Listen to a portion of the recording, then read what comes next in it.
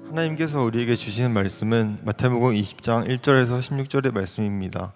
제가 보는 성경으로 신약 31쪽입니다.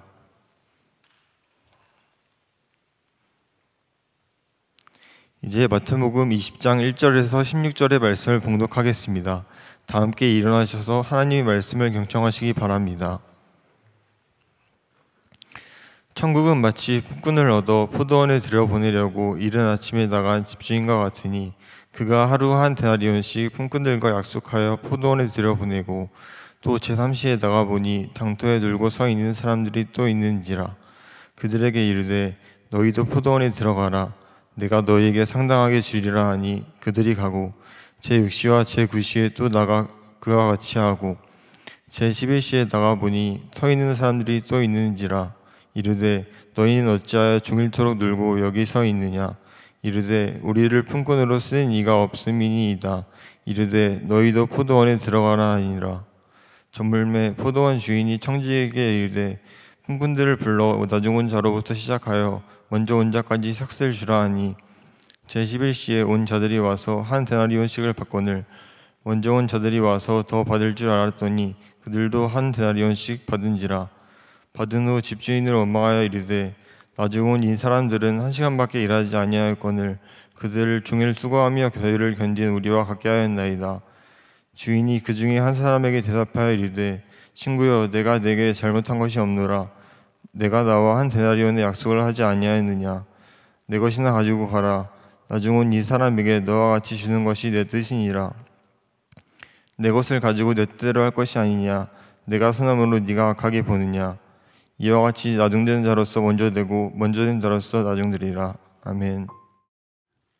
네, 8월의 마지막 주일입니다. 여름이 이제 여름 시즌이 정말 다 지나고 대학생들은 이제 개학이죠.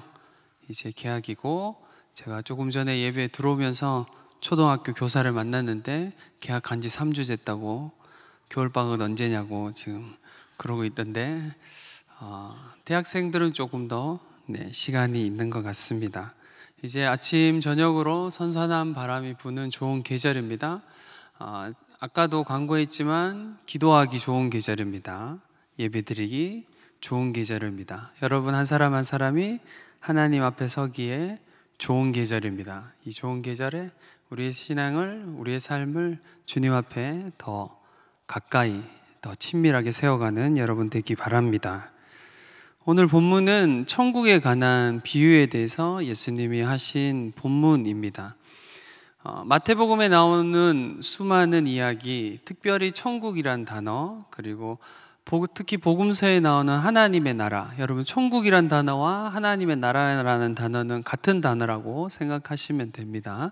마가복음이나 누가복음이나 요한복음에 나오는 하나님의 나라라는 단어, 그 이야기를 예수님 오늘 우리에게 하시고 싶어 하십니다. 하나님의 나라에 대해서 나누기 시작하면 수없이 많은 비유들, 그리고 특별히 예수님께서 이 땅에서 많은 가르치심을 제자들에게 가르치시고 사람들에게 가르쳤지만 그 중에 가장 핵심이 뭐냐라고 물으면 천국입니다. 하나님의 나라에 대한 것입니다. 그래서 마태복음에 나와 있는 대부분의 비유는 천국에 대한 비유입니다. 천국은 마치 이렇다, 하나님의 나라는 이렇다라고 주님이 가르치시는 본문들이 많지요. 그 중에 한 본문이 오늘 본문입니다. 여러분들이 잘 아는 본문이죠. 오늘 1절이 20장 1절이 이렇게 시작합니다. 천국은 마치 품꾼을 얻어 포도원에 들어가려고 이른 아침에 나간 집주인과 같으니 라고 예수님이 이야기를 시작합니다. 사실 이 이야기는 20장에서 갑자기 예수님이 제자들에게 이야기를 시작하신 것이 아니라 19장에서부터 시작합니다. 오늘 본문은 19장 16절부터 읽어야 이해가 되는 본문인 것이죠. 19장 16절에서 어떤 사람이 주께 와서 이르되 선생님이여 내가 무슨 선한 일을 하여야 영생을 얻으리까? 라고 묻습니다. 마가복음과 누가복음에서는 이렇게 묻습니다. 선생님, 내가 무엇을 하여야, 어떤 일을 하여야, 무엇을 하여야 영생을 얻겠습니까? 라고 묻습니다. 여러분, 무엇을 하여야 영생을 얻을 수 있습니까? 너무 어려운 질문인가요? 무엇을 하여야 생명을 얻을 수 있습니까? 성경은 뭐라고 이야기합니까? 사실 엄밀히 따지면 이 질문은 질문 자체가 잘못된 질문입니다. 잘못된 질문에 예수님께서 아주 성실하게 그 부자 청년에게 청년을 예뻐하시면서 좋게 이야기하시고 있을 뿐이지 질문 자체는 사실은 틀린 질문이죠. 성경적으로 봤을 때 지극히 그 시대를 사는 사람들이 당연히 할 수 있는 질문이긴 하지만 성경을 복음을 아는 우리가 보는 관점에서 봤을 때는 질문 자체가 틀렸습니다. 왜 틀렸습니다? 왜 틀렸을까요? 이 질문의 전제에는 내가 무엇인가를 하면 영생을 얻을 수 있다라는 전제가 깔려 있기 때문입니다. 우리가 얻은 생명은 내가 무엇인가를 해서 얻은 생명이 아닌 것이죠. 내가 무엇인가 행위로 이 하나님께 무언가를 해가지고 얻을 수 있는 존재가 아닙니다.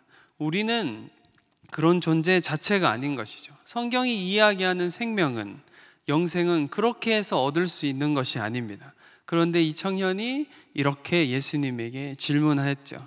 그 질문에 예수님이 성실하게 답변하십니다. 그리고 우리가 아는 것처럼 쭉 이야기하다가 예수님이 다 얘기하시고 가서 내 소유를 팔아서 가난한 사람에게 나눠주라 라고 하니까 이 청년이 고민하면서 집으로 돌아갑니다. 그리고 그 다음 이야기가 이어집니다. 예수님이 이렇게 말씀하십니다. 부자가 천국에 들어가기가 낙타가 바늘귀에 들어가는 것보다 어렵다라고 이야기합니다. 그 이야기를 하니까 제자들이 깜짝 놀랍니다. 왜냐하면 유대 사회에서 부자들, 특히 한국 사회가 아니라 유대 사회에서 부자들은 성실한 사람, 그리고 하나님의 나라에 들어갈 사람, 순위를 꼽자면 최상위의 수준에 있는 사람들이 부자입니다. 그런데 그 사람이 하나님의 나라, 천국에 들어가기가 어렵다라고 하는 이 말씀을 들은 제자들이 충격적인 것이죠. 어떻게 그렇게 됩니까? 그런데 예수님이 이렇게 말씀하시죠. 사람은 못하지만 하나님이 그렇게 하실 거야. 그러니까 베드로가 이렇게 얘기합니다. 우리는 모든 것을 버리고 예수님을 따랐습니다. 그 베드로의 이야기에 예수님이 너희가 누릴 상급에 대해서 이야기해 주시고 그 상급을 쭉 다 이야기하시고 마지막에 19장 마지막 절을 볼까요? 19장 30절에 이렇게 이야기하십니다. 그러나 먼저 된 자로서 나중되고 나중된 자로서 먼저 될 자가 많으니라. 어디서 본 말씀이죠? 조금 전에 봤죠? 20장 16절에 나오는 말씀이죠. 같은 말씀이 19장 30절에도 나와 있습니다. 그러니까 그리고 나서 20장 1절을 예수님이 비유로 말씀하시는 이유는 앞의 이야기를 제자들에게 하신 그 이야기를 다시 제자들에게 풀어서 비유로 말씀하고 계신 겁니다. 천국이라는 하나님의 나라라는 것에 대해서 예수님이 제자들에게 가르쳐 주고 싶어 하셨기 때문이죠. 그러니까 이 이야기의 전제는 구원과 관련이 있구나. 그리고 생명을 얻는 것, 하나님의 나라에서 상급을 얻는 것이 어떤 것인지, 우리가 구원을 받는 것이 무엇인지에 대해서 이야기하고 있구나라는 걸 우리가 알 수 있는 것이죠. 앞뒤 문맥을 보면 그렇다라고 이야기합니다. 그렇게 20장이 시작되면서 예수님이 이야기하시죠. 이른 아침에 나간 집 주인과 같으니, 천국은 어떤 거냐면 이른 아침에 나간 집 주인과 같은 거다. 포도원 주인과 같은 거다. 이 비유는 이 주인에 관한 이야기다. 이 비유를 잘못 읽으면 몇 시에 온 사람에 대한 이야기, 우리가 받은 은혜가 언제 나눠온 것인가에 더 집중될 수 있는데, 사실 이 비유에 가장 조명되고 집중해야 되는 것은 이 주인입니다. 이 주인이 누구일까요? 하나님이죠. 하나님 아버지에 대한 이야기입니다. 이 비유가 우리가 아는 것처럼 쭉 제가 간략하게 설명하면, 이 포도원 주인이 아침에 나가서, 여러분 유대 사회에서 포도를 걷는 시기는 9월 정도입니다. 참고로 올해 제가 포도를 먹어본 기억이 거의 없어요. 희한하게 갑자기 생각나서 말합니다. 포도가 먹고 싶군요. 포도를 9월쯤에 유대에는 걷는데, 이때는 이스라엘에서 포도를 거둘 때는 너무 많이 한 번에 걷어야 되고 그것을 포도주로 만드는 과정들이 있기 때문에 많은 품꾼들을 씁니다. 그래서 아침에 나가서 인력 품꾼들을 찾으러 주인이 가서 찾아내죠. 6시 정도라고 보시면 됩니다. 5시에서 6시 이른 아침에 나가서 사람들과 계약합니다. 한 데나리온은 노동자의 품꾼, 우리가 아는 것처럼 품꾼, 이 한 데나리온은 노동자의 하루 품삯입니다. 그것은 지금으로 얘기하면 한 넉넉 잡아 10만 원, 8시간 일한다고 치고, 지금 시급이 얼마인지 제가 정확하게 모르겠어요. 10,000원이 조금 넘는다는 걸로 알고 있는데 대충 잡아서 한 10만 원이라고 칩시다. 그렇게 해서 계약합니다.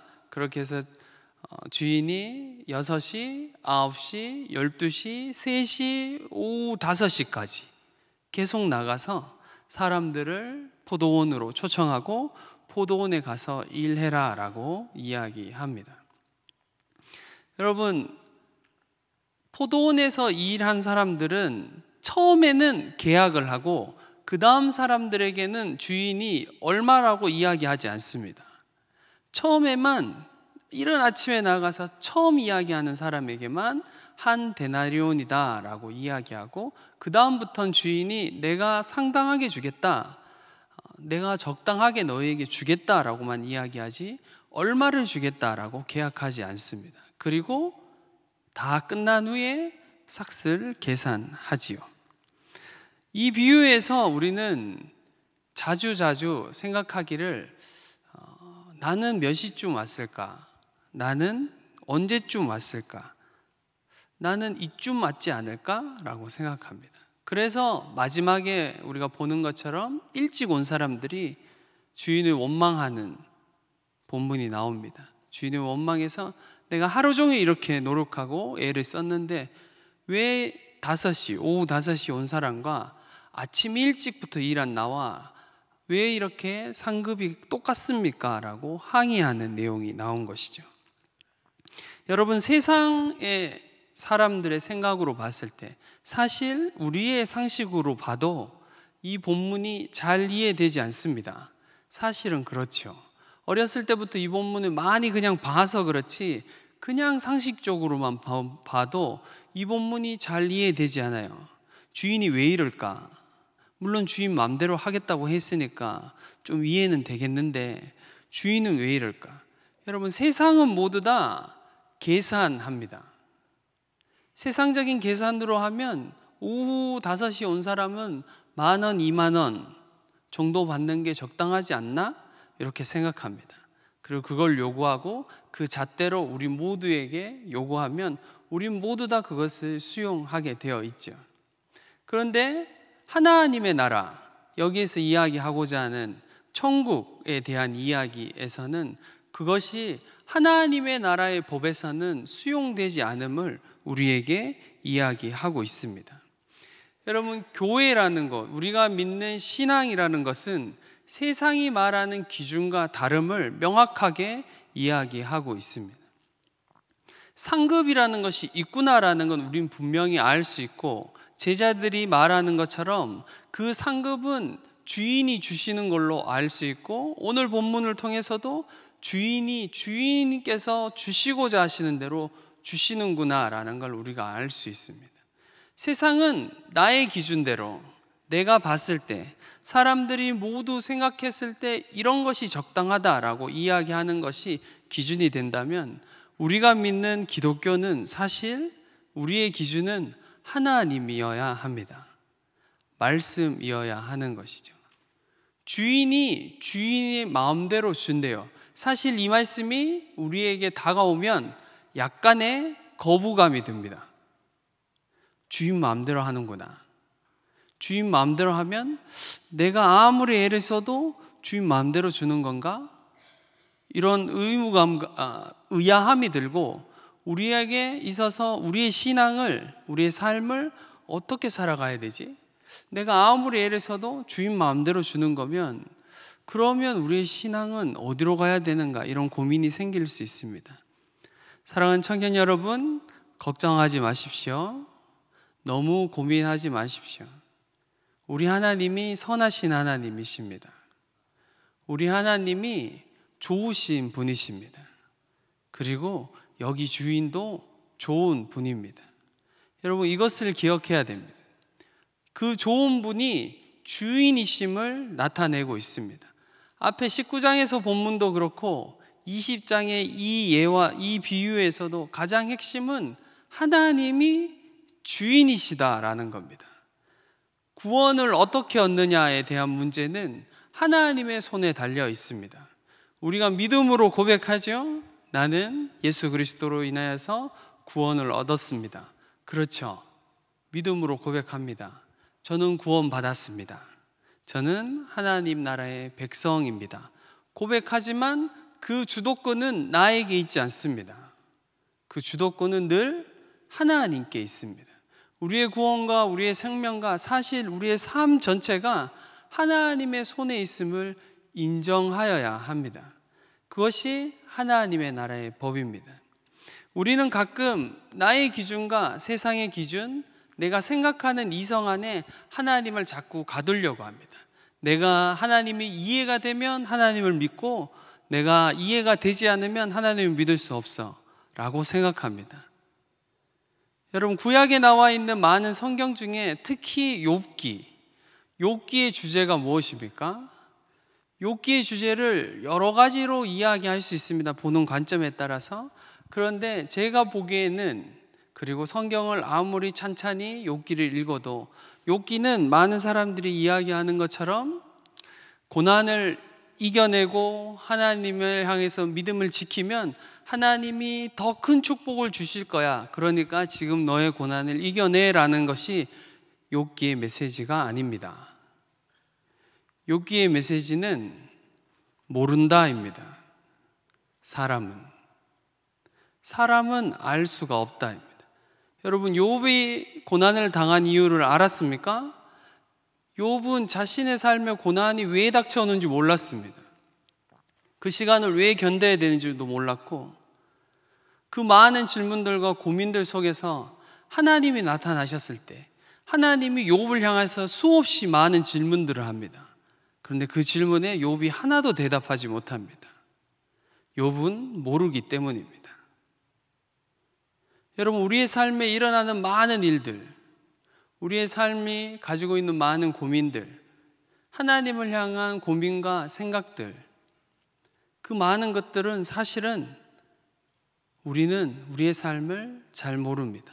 그리고 정확히 이야기하면 하나님이라는 존재는 내가 다 이해할 수 없는 존재입니다. 그것이 하나님이십니다. 우리가 다 이해할 수 있고 우리의 이성 안에 갇혀 계신 분이라면 그분은 하나님이 아닙니다.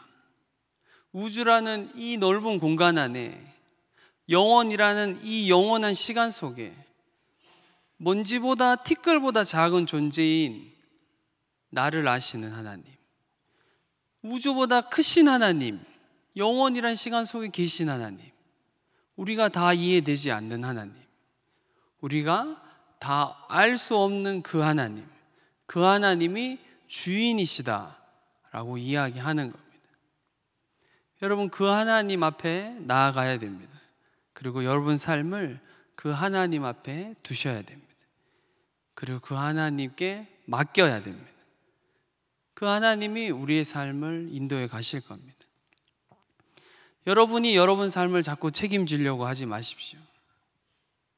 이찬수 목사님 한 번씩 제가 이야기했는데, 설교 때 예화로 들었던 목욕탕에 가면 나와 있는 글귀, 맡기지 않은 것은 책임지지 않습니다. 목욕탕에 있대요, 그런 게. 하나님께 우리의 인생을 맡기지 않았으면서 자꾸 왜 나의 삶을 책임지지 않습니까? 라고 주님께 묻지 마세요. 여러분, 하나님께 맡기고 하나님 내 삶을 책임지십시오 라고 물으십시오. 주님, 내가 어디로 가야 됩니까? 내 삶의 주인이신 하나님, 저에게 말씀해 주십시오. 그분이 주인이심을 여러분 아셔야 합니다. 그리고 그분을 인정하여야 합니다. 그분이 주인이시기 때문입니다. 교육자마다 자주 쓰는 단어들이 있습니다. 교육자마다 자주 쓰는 단어가 있는데, 강 목사님은 자주 쓰는 단어가 이런 겁니다. 특별히 우리가 정성스럽게 준비했습니다. 뭐 이런 단어를 많이 쓰십니다. 특별히 이런 단어를 많이 쓰시고, 에녹 전도사님은 부럽죠? 뭐 이런 단어 많이 쓰시고, 뭐 이런 것이지요 라고 하는 뭐 이런 단어 많이 쓰십니다. 서민기 목사님은 그냥 예화를 많이 합니다. 설교 때 보면 예화를 되게, 도대체 어떤 인생을 살았는지 가끔 궁금하기도 합니다. 무슨 일이 저렇게 많았을까 싶을 정도로. 여러분, 제가 많이 쓰는 단어를 아십니까? 제가 저를 모니터링, 아버지 말고요. 아버지는 그건 설교 때 쓰는 단어가 아니잖아요. 설교 때나 기도회 때 쓰는 단어가 아니라 일상 감탄사 같은 겁니다. 그건 감탄사 같은 거니까 아버지 제외하고, 제가 설교 때나 기도회를 인도할 때 많이 쓰는 단어가 있습니다. 그 단어는 새롭게입니다. 기도할 때도 제가 새롭게 하여 주십시오라는 기도 제목을 꽤 많이 이야기하고, 우리를 새롭게 하십시오라는 단어를 제가 되게 많이 사용합니다. 제가 모니터링 해보니까 그렇더라고요. 여러분, 우리 모두는 사실은 어쩜 나 스스로는 12시에 온 사람이구나, 난 좀 먼저 된 사람이구나, 나도 모태신앙이어서 먼저 하나님을 아는 사람이구나 라고 생각할 수 있지만, 사실 우리 모두는 오후 5시에 온 사람입니다. 나중된 사람이죠. 여러분, 나중된 사람이 어떻게 내가 먼저였구나 라고 알 수 있을까요?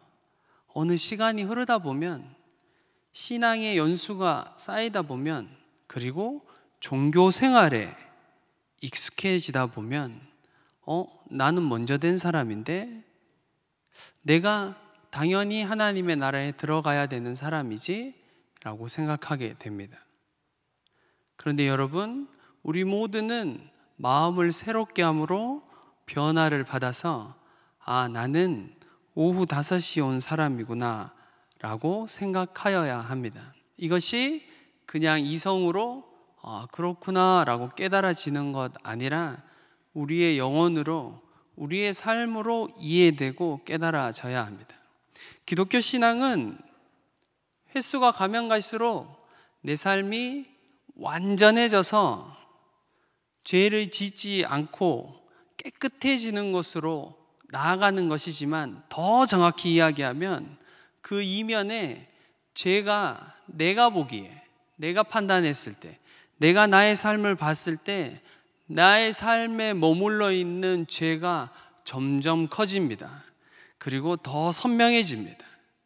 왜냐하면 빛 대신 예수 그리스도께로 나의 삶이 계속 다가가기 때문입니다. 그래서 그 연약함과 죄가 너무 명확하게 내 삶에 다가오기 때문에 내가 하나님의 은혜를 의지할 수밖에 없는 상태가 되는 것이 기독교 신앙입니다. 여러분, 우리는 시간이 흐르다 보면, 혹 꽤 오랫동안 신앙을 가지다 보면 지식이 늘어나고 예배 드리는 것에 익숙해지고, 우리가 하는 모든 교제와 모든 행사들이 익숙해져서 뭐 다 이렇게 하는 거지, 뭐 특별한 게 없네, 나도 그냥 그렇게 하는 거야 라고 생각할 수 있습니다. 사랑하는 청년 여러분, 벌써 그러면 안 됩니다. 여러분이 벌써 그러면 안 됩니다. 특히 청년부의 고인물 여러분, 벌써 그러면 안 됩니다. 여러분 삶에 제가 기도하기는, 그리고 바라기는, 여러분 삶의 연수가 더해 갈수록 여러분이 결혼을 하고 집사님이 되고 권사님이 되고 장로님이 되더라도 매일매일 하나님 앞에서 새로워짐으로, 아, 나는 일찍 온 사람이 아니라 여전히 나는 오후 5시에 온 사람이구나. 여전히 나는 하나님의 은혜가 필요한 사람이구나. 내 삶에 하나님의 은혜가 없이는 살아갈 수 없는 사람이구나 라는 걸 매주 예배 드릴 때마다, 그리고 매일 주님 앞에 나아갈 때마다 깨닫고 알아가는 사람이어야 합니다. 여러분은 몇 시에 온 것 같습니까? 하나님 앞으로 20대 왔으니 한 12시 같아요? 아니면 오전 9시 같습니까? 아니요, 저는 오후 5시 같습니다. 내가 어떻게 할 수 없는 내 인생에 주님이 찾아오셔서 내 삶을 건지시고 내 삶을 온전히 예수 그리스도로 새롭게 하신 그분의 은혜가 아니면 내 삶에 어떠한 영향력도 없는 삶으로 나아갈 수 없는 나를 긍휼히 여기신 하나님의 은혜가 아니면 나는 살아갈 수 없는 존재임을 깨달으셔야 합니다. 그 은혜가 여러분 삶에 머물고 그것이 매일매일 새롭게 되어야 합니다. 그래서 우리 모두는 오후 5시에 온 사람들입니다. 하나님의 은혜가 지금도, 그리고 매일매일, 매일 더 깊이 알아가야 되는 것입니다. 제가 아는 한 하나님, 그분은 제가 중간에 이야기한 것처럼 알아가도 우리 평생에 그분을 배워가고 알아가고 그분을 가까이 해도 늘 새롭고 아침마다 새로우신 분, 그분이 우리 하나님이십니다. 그 하나님을 매일매일 더 알아가는 여러분 되기 바랍니다. 여러분, 건면합니다. 시간이 조금 더 지나고 예배가 익숙해지고 기도가 익숙해지고 어떤 행사가 익숙해질 때마다 그 익숙함을 거절하고 하나님 앞에 마음을 새롭게 해서 그분을 예배하고 그분을 알아가는데 여러분 시간과 재정을 들이시기 바랍니다. 우리 모두의 삶에 허락하신 그 놀라운 은혜 가운데로 나아가시기 바랍니다. 말씀을 정리하겠습니다. 오늘 말씀의 첫 번째는 하나님의 주인 되심을 알아야 됩니다.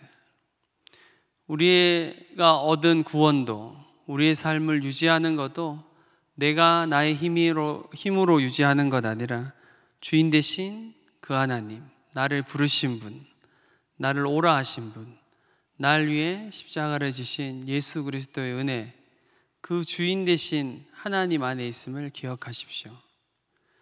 그리고 우리 모두는 나를 부르신 분이 나를 오후 5시에 부르셨음을 기억하십시오. 연수가 더해가면 갈수록 우리의 신앙이 그냥 이렇게 하던 대로 하는구나 라는 게 아니라 매주 새롭고 아침마다 새로우신 하나님의 은혜가 무엇인지 매일 더 깨달아가고 더 깊어져가고 매일 더 새롭게 알아가는 우리 모든 청년들 되기를 간절히 바랍니다.